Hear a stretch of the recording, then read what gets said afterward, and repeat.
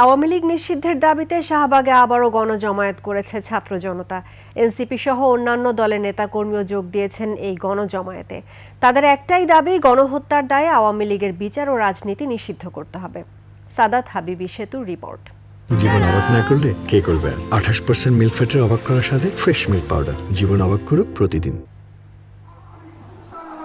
আওয়ামী লীগকে নিষিদ্ধের দাবিতে শনিবার বিকেল ৩টায় গণজমায়েত শুরু হওয়ার কথা থাকলেও ৩টার আগ থেকেই বিভিন্ন সংগঠনের নেতাকর্মীরা সেখানে যোগ দিতে শুরু করেন।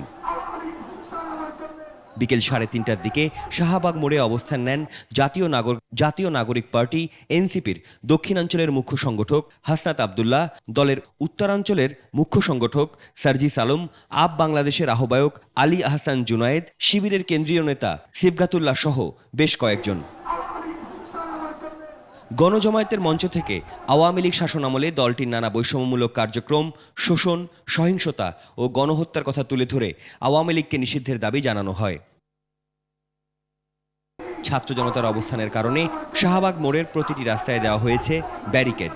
শুক্রবারের মতো শনিবারও শাহবাগে বন্ধ রয়েছে যান চলাচল।